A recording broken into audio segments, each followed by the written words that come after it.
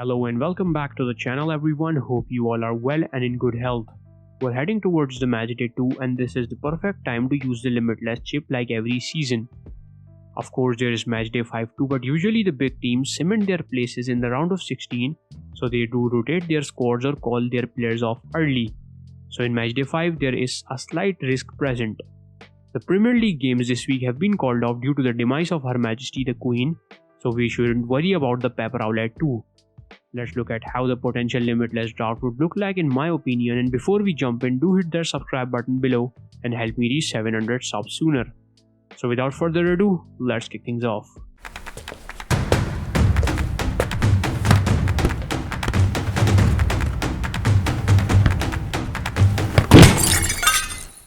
So Courtois is the goalkeeper I've chosen, who is an excellent goalkeeper and he usually makes a lot of saves.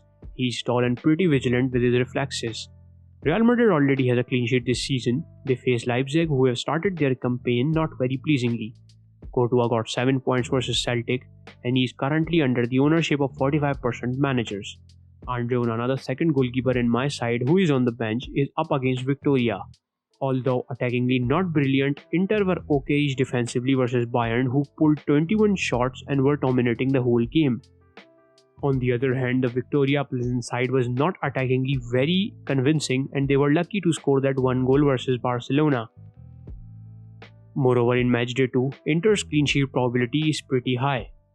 Of course, there are safer options if you want to go for, like Ederson and Donnarumma, but it all depends upon your choice.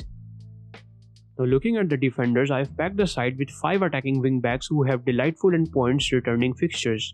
Starting from Hakimi, who relies on his pace and can be very lethal against defensively weaker opponents. Versus Juventus, he got an assist and he made 3 recoveries for his 6 points. Hafia side they faced conceded twice against Benfica and Grimaldo, their attacking wingback, was the main man in both the goals. On the other hand, Cancelo is someone we already know about from FPL. Alongside Trent and Reece James, who is on my bench, Cancelo is an attacking wingback who has the history of returning points via assists and goals along with the clean sheets. He is an essential, at least for the group stage, as he plays both the roles pretty well, the inverted one and the wider one up ahead. Also, he is rotation proof to some extent. Reece James on the bench will obviously be placed in the side when his fixture is up, and I do expect attacking returns from him. Chelsea have been piss poor for a while now and hopefully some Potter magic will fix them, as Graham Potter has been appointed their new head coach. Moving on to Perisic, the summer signing by Spurs has already started linking up with Harry Kane. He has got 2 assists in the Premier League and 1 here in the Champions League. If he starts, which is expected of him, this fixture could be a good points returning one. And my last defender is Di Lorenzo from Napoli, who caught the eye versus Liverpool. Like every other attacking wingback in my side, Lorenzo also has a history of providing assists. Along with that, remains the probability that he might score too. Napoli faces Rangers, who look pretty weak in the first fixture versus Ajax. As there are no budget restrictions, I've happily gone heavy in the midfield. All the potential points returners are in and you may also go for one of your choice without hesitations. KDB is the first one in and he recently started linking up well with Haaland. As Salah is no longer an essential, KDB is a perfect option to pounce on against a defensively weaker side that is Dortmund. Vinicius Jr. stays in my side from my matchday 1 squad. With Benzema now likely to miss the fixture, Vinny will lead the charge and he has grown into an exceptional talent. Good pace and clinical finishing are the 2 reasons why I chose him over Benzema for matchday 1. And in this fixture, particularly Vinicius Jr. will cover that Madrid attack.